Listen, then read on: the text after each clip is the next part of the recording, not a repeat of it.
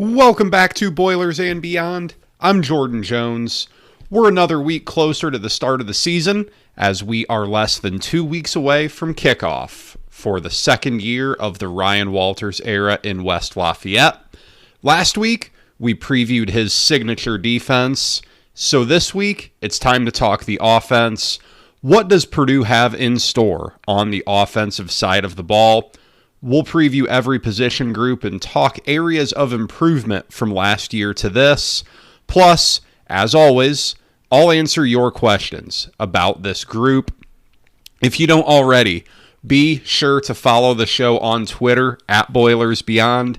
As we get into the season, you're going to want to be there for live tweets from games, thoughts throughout the week, news as it breaks, all of that stuff.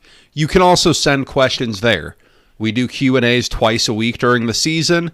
Always be sure to send those in on Twitter at Boilers Beyond, or you can email the show, boilersandbeyondpod@gmail.com.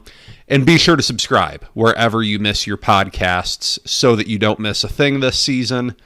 Every season is fun. Every season is special. Be sure that you don't miss a show throughout. Before we get into the offense, we're going to touch on some camp news. And Purdue did finally have a little bit of injury news this week. I say finally in a bad way, as we had talked about how Purdue had been kind of quiet so far relative to some of the bad news that's out there from some camps, from Texas, from Nebraska, Notre Dame. Purdue's doing okay. The big news from this week, though, Nyland Green and CJ Smith will miss the season opener against Indiana State. Both those guys are Georgia transfers. Nyland Green projected to be Purdue's top corner. CJ Smith, we'll get to more here when we preview the receivers today, but was projected to, and still is, I should say, projected to be one of Purdue's top receivers. Ryan Walters seemed pretty optimistic they'd both be ready for the Notre Dame game. That's a good thing. When you have a rough timeline for things, that's a big plus. When it goes, when you get into the whole day by day, things like that, that's when it gets a little scary. If you're in the phase, though, where you have a decent timeline, you can feel okay about it. I don't know that you ever love a hamstring injury, which is what CJ Smith is dealing with. It's a foot injury for Nyland Green. Those hamstrings can get tricky, especially for wide receivers out on the skill positions. You need him healthy. You need both those guys for big games. Cam Brown and Joe Anderson are getting back to practice. Cam Brown, wide receiver transfer from UCLA. Joe Anderson, defensive lineman, has been in the program for a few years. Those guys got dinged up in the offseason, had minor procedures. They should be practicing by now. The only big long-term injury, Rod Green, junior college offensive lineman, in his first year with the program. He's going to miss the season, but I don't know whether Purdue was really factoring him in to a rotation this year or not. I'm not sure on that. He's going to miss the year. We'll talk more about the offensive line to come.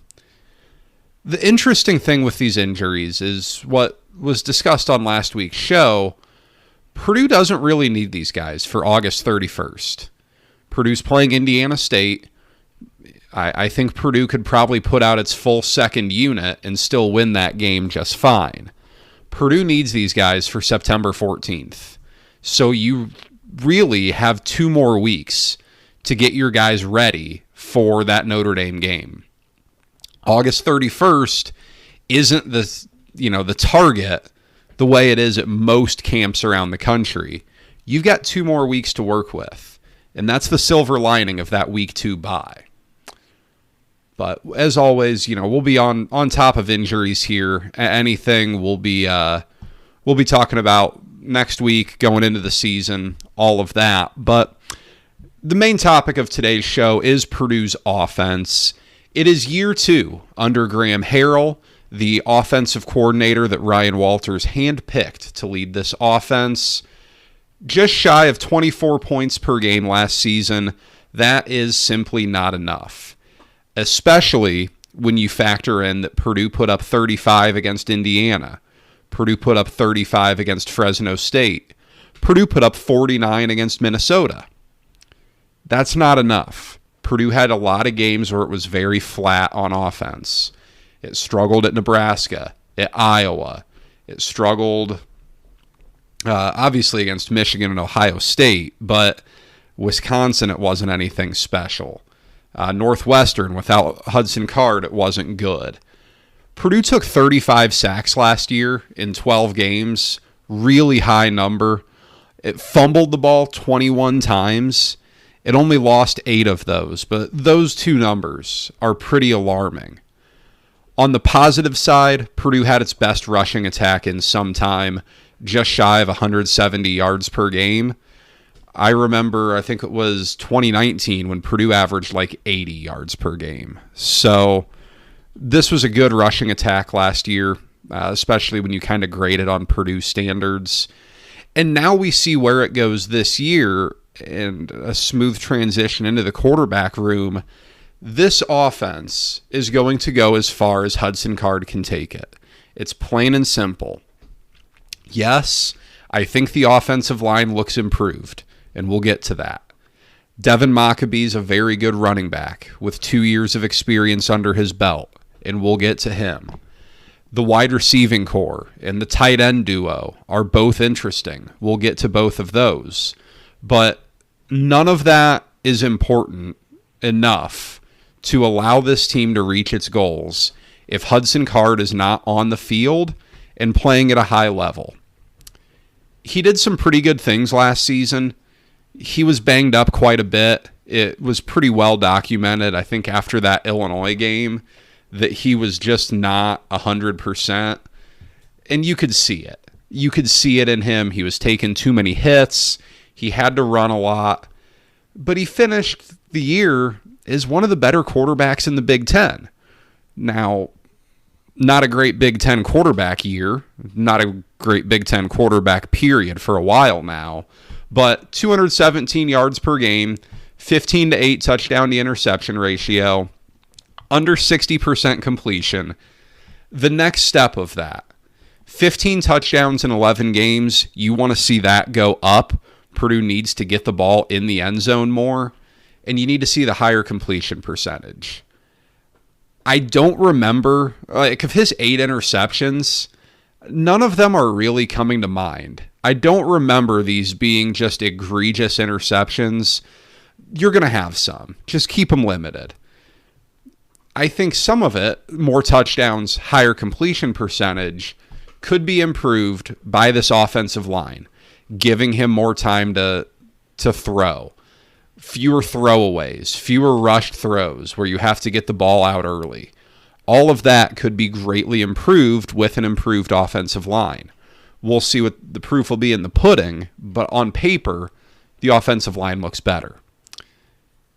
Wide receiving core did not generate much separation last year. That group was really mediocre.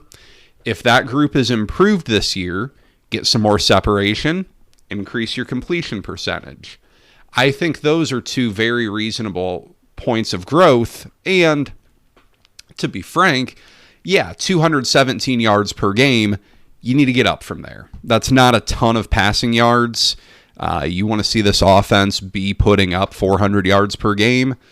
I don't know if you're going to run for 200. So you want to see what he can do there. But one thing to note, in terms of Card staying on the field and staying healthy, how much is he able to run this year? Is there designed run for him at all? Is he tucking and running much? He did last year. He did more than I thought. And in the season finale against Indiana, he ran a ton and was really, really effective. Not a great Indiana team, but still, he was phenomenal in that game. Injury risk. What is the risk versus reward? Because when you look at the backup quarterback competition, you've got Ryan Brown and you've got Marcos Davila. You've got Ryan Brown, redshirt or no. Yeah, he would have redshirted last year. Redshirt freshman, played the game at Northwestern last year, and he did show some potential. He ran the ball really nicely with his legs. He ran the ball about 1 million times, but did a nice job. He was certainly better than Bennett Meredith in that game. He gave Purdue the better chance to win, but with his arm, it wasn't good enough. He had a really costly interception late in the first half, and then when Purdue was driving to try to tie the game, a second interception sealed the deal. He was thrust into action pretty early. I don't know that he was your guy who you wanted to throw in there right away. I don't really hold it against him. So be it. He went out there and competed. That's a good sign. On the other side, you've got Marcos Davila, a true freshman who the staff seems very high on. He's a big dude. 6'3", I think he's 244 pounds on the team's website. Big. He's got arm talent. He can throw the ball. He's a promising prospect. To me, this comes down to the scenario. Now, if it's a third quarter, you've got Notre Dame in town, it's the third quarter, and Hudson Card goes out. Are you putting the true freshman in there, or are you putting in Brown and trying to wildcat your way into running the clock down, if you're up or something like that? Or is it, you get through the game, Card's dinged up, and you say, we're going to hold him this week. Then for a full game, do you go Davila? Or do you go Brown? Do you play them both? That's what's interesting to me. Who gives you the best chance to win? I don't know. It could be Davila. It could be Brown. But that's going to be something to monitor throughout the season. I would fully anticipate when the depth chart comes out, when you see, the beat writers tweeting the depth chart that's up there on the Monday morning press conference, I would anticipate that it shows or Ryan Brown or Marcos Davila as your backup quarterback. A big part of projecting improvement on the offensive line, though, is going to be, or at quarterback, is going to be the offensive line. Early reports are that this unit is substantially improved from last season to this. It needs to be. This was a rough group last year, especially once the injuries hit, and they hit early and often. You do have a couple of proven, solid returnees, with Gus Hartwig at center and Marcus Bowe at right tackle. Those guys have each started a couple seasons for you now. Hartwig for pretty much 4 years, counting the COVID year in 2020. Bowe is probably better at guard than tackle. We saw him play right guard in 22. Then you saw him swing out to tackle last season. Someone's got to play tackle, though. And if he's your best option there, he's your best option there. It's kind of the allocative efficiency idea. You got to get your best offensive line out there. Hartwig is really solid. He's been a good center for Purdue for some time now. A really nice job by Purdue's staff to hold on to him. There's no doubt that in the transfer portal, he could have done all right for himself going elsewhere. He stuck around, and that was a really good keep by Purdue's staff. You look at him and Kydron Jenkins as the two really big ones that Purdue was able to hold on to. They got some help. Corey Stewart comes in from Ball State, and it sounds like he's the front runner to start at left tackle. Started 28 games in Muncie. All 28 games he played, he started. Was first team All-MAC last year. A really nice get. Those are good gets out of the transfer portal. We talk time and time again about how hard it is to land quality offensive linemen in the portal because the demand is so high. This, at bare minimum, is a high floor guy. You've seen what he can do. He clearly has the ability to hold his own.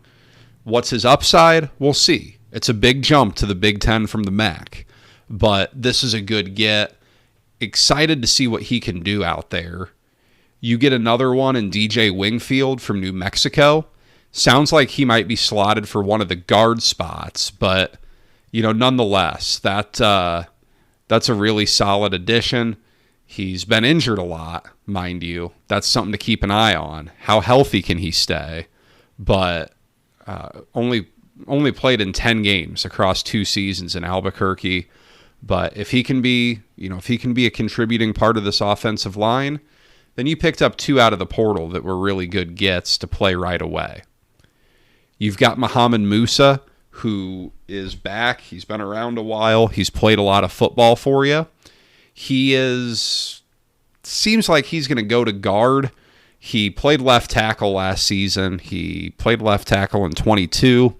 He has experience there. I don't know that he is best suited to play tackle. Guard might be the better fit, but he's someone you can swing outside if you need to. The one I'm most interested in is Joey Tenona. Former 4-star recruit, comes in from Notre Dame. Lots of intrigue. Remember, he's the one who was a student at Notre Dame for 2 years, was in a car accident, so was never on the football team. He's now playing football again. Sounds like he's bulked up, that he's closer to playing shape than they thought he would be. Can he contribute? Is he ready to hit the field? We'll find out.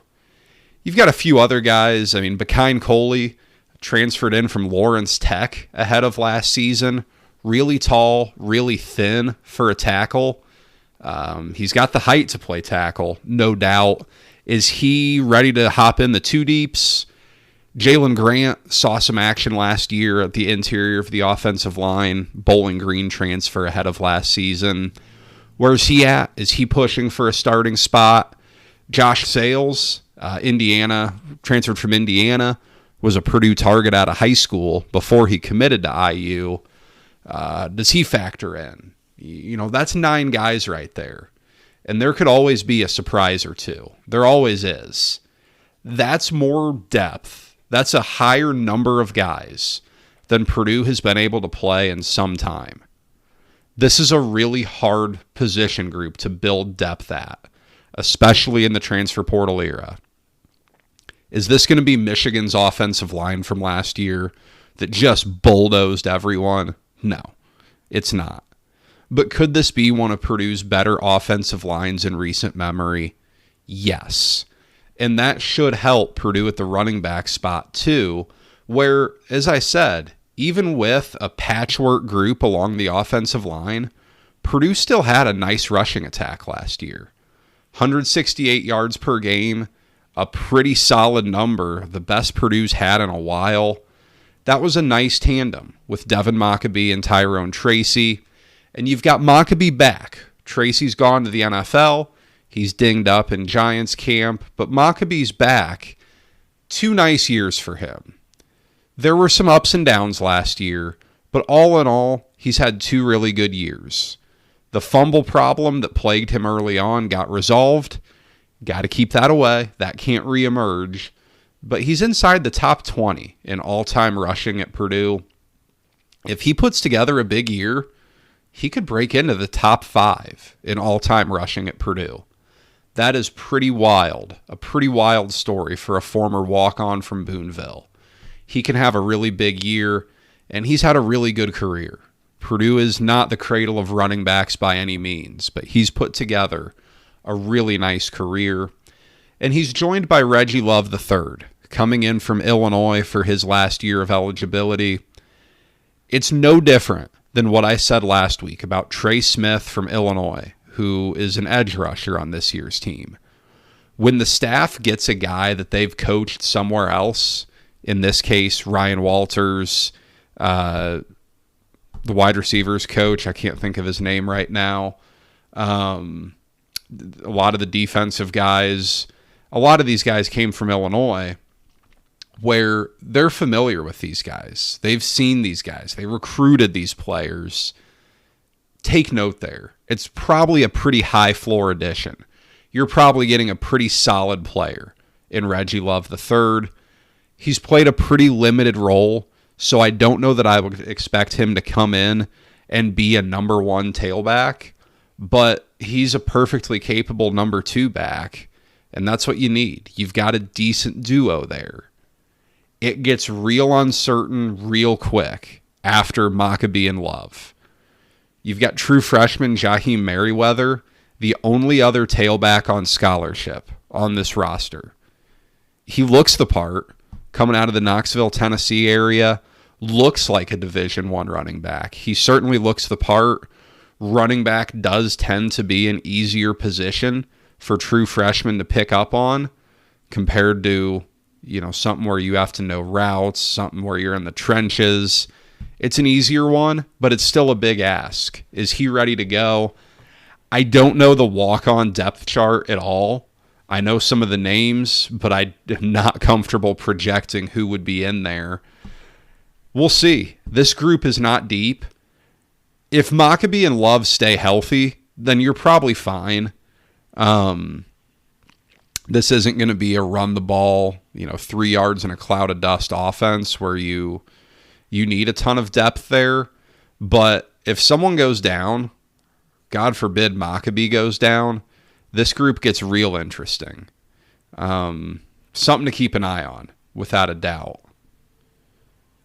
At wide receiver, brand new group this year. Say goodbye to Deion Burks, TJ Sheffield, Abdur-Rahman Yassin, Mershawn Rice. Those guys all took off.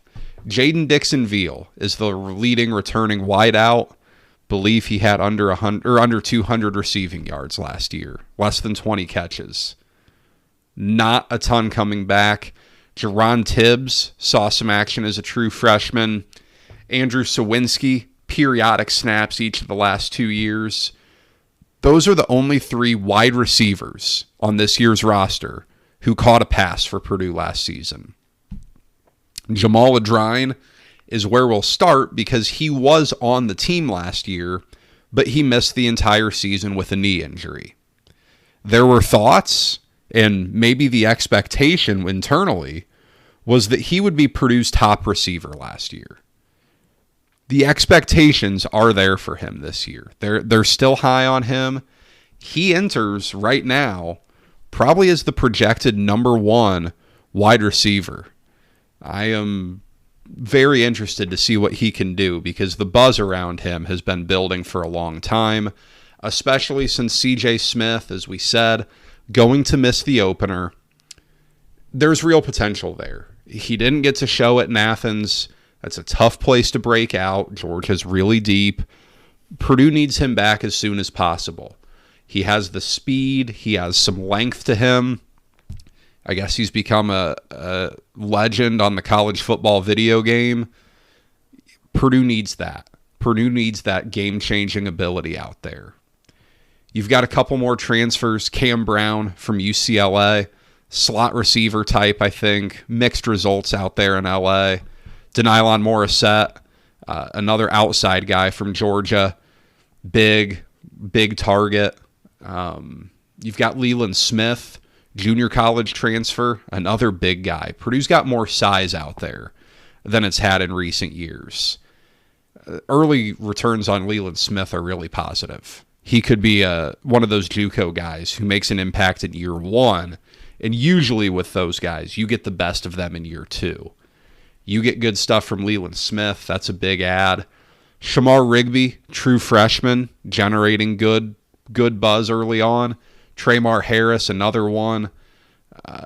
Jerron Tibbs, Andrew Sawinski, Jaden Dixon-Veal all come back. I'm excited to see Tibbs. He's a good athlete, showed some nice things last year, getting on the field early. Excited to see what he can do. I think there's real potential for him. Sawinski's rock solid. You know what you're getting. Dixon-Veal, kind of same thing. He's probably going to play the slot this year. So I don't think this is an elite group. I don't think this group has crazy high upside. But I think it's solid enough. I think it's improved over last year. It certainly needs to be. But I do think it's improved. I think it can be enough to make a difference for Purdue this year, especially when you pair them with a couple of really modern tight ends. I say modern because what Purdue has is 2 tight ends who are athletic pass catchers. They are not the classic big, burly, bulldozer blocking tight ends. Max Clare got off to a really good start last year. His season came to an end in the Illinois game, but he had 8 catches for 64 yards against Virginia Tech. 65 yards on 5 grabs against Syracuse. There's a lot to like with him. George Burren barely played last year. Didn't really see any snaps.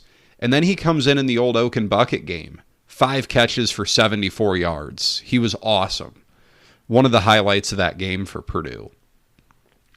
Both of them really embody the shift in body type at tight end.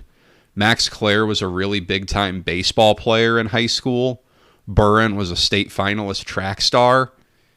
That's not what you used to see in tight ends, but that's what both of these guys are. It's a talented tandem. I'm interested to see the workload, what the snap count is between the two. Does Purdue go 12 personnel at all to get them both on the field? You also have Drew Bibber in the room. One catch last year, but it was a 16-yard touchdown against Indiana. Interested to see this room. Very interested to see this. You're going to have one of them on the field. Purdue goes with almost exclusively 11 personnel. Lots to watch there, though. Looking at this offense as a whole, this should be an improved offense. It better be. You're in year 2 in this system. That should go a long way. The familiarity with the scheme has to help. All of these guys now are guys that Graham Harrell would have had a pretty big say in recruiting because they were all, Maccabee holdover, a couple of the linemen are holdovers, but past that, this is brand new. These are guys that this staff brought in. They should mesh well with what Purdue wants to do. Again, I just don't see a situation where Purdue can have the year it wants to have without Hudson Card staying healthy. That's the key to all of this. Purdue hasn't had a quarterback stay healthy since 2016 with David Blau. He was the last one to start all 12 games in a season for Purdue. That's going to be the key here. If Purdue can keep Hudson Card for all 12 games, healthy, playing well, Purdue's going to go over its 4.5 win total. If not, I don't like Purdue's chances. After the break, we'll get into the Q&A. This episode is brought to you by me. Yes, me. When I'm not watching sports, or more accurately, talking about them, I'm talking insurance with the people of Indiana. As an agent with Indiana Farm Bureau Insurance, I want to help you protect what you've worked hard to achieve.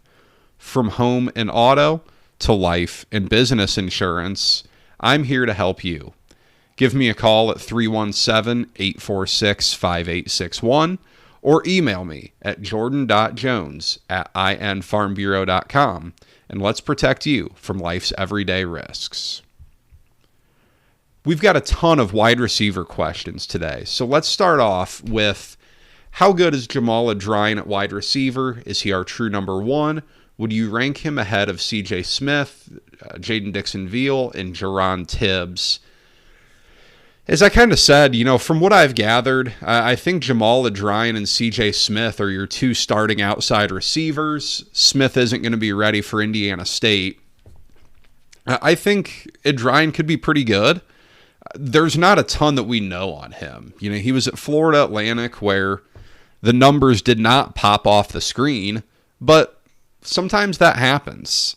Sometimes guys just develop late. Sometimes a change of scenery helps. The buzz last year in fall camp is promising.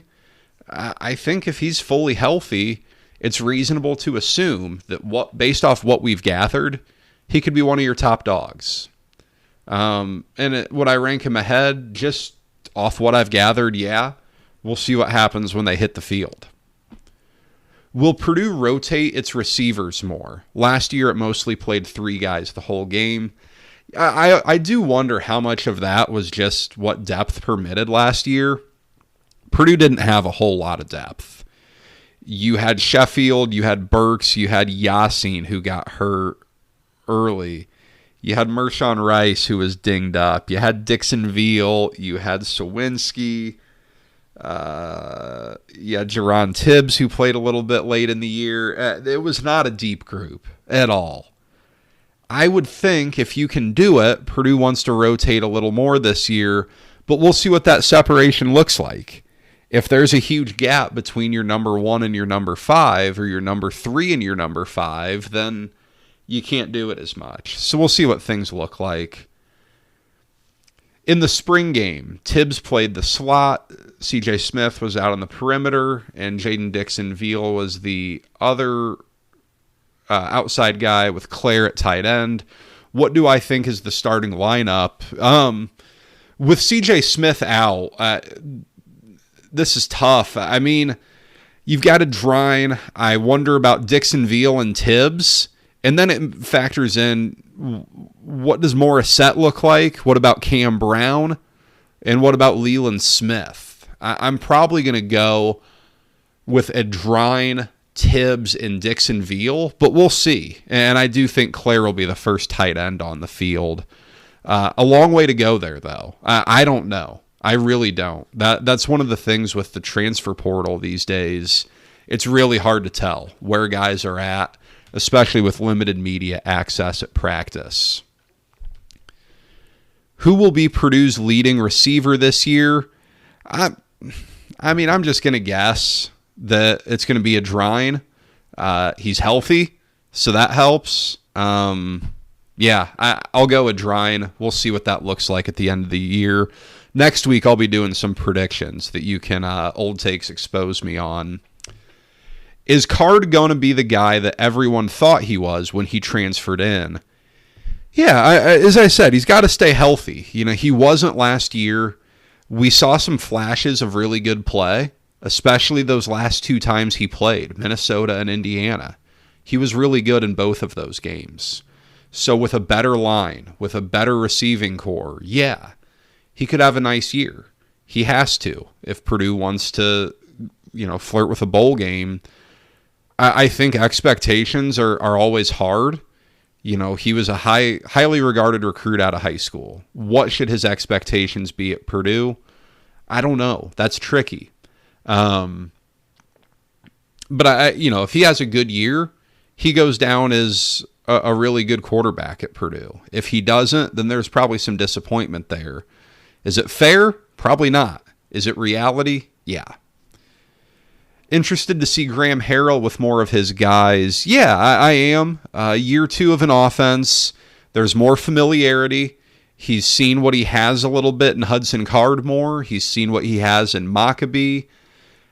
Harrell caught a lot of flack last year, and by no means did I think he was perfect, but that roster was really limited. This year's not going to be 2019 LSU on offense, but it's going to be improved. And we'll probably get a decent feel based off what Harrell can do with that this year. It has been a mixed bag of results for him in his career, but this is a good opportunity for him to kind of grow on what he showed last season. All right, next week is game week. We will be doing a more midweek episode, I think, maybe Tuesday or Wednesday. I will have some season predictions, and we'll preview the Sycamores, and we'll obviously make a prediction for the Purdue-Indiana State game. Start sending them over. Your boldest predictions that you actually believe. Nothing crazy here. You've got to actually believe it. But send them over. We'll go through them on the show. Send over your questions about Indiana State, and we will tackle them all. Next week, we finally get it back, the playing portion of the season. Can't wait. I can't wait. That's all I've got for you today. Thank you for spending your time with me. Be sure to send over questions on Twitter at BoilersBeyond or over email boilersandbeyondpod@gmail.com. Subscribe wherever you get your podcasts so that you don't miss a thing. And until next week, enjoy the first taste of college football with Week 0.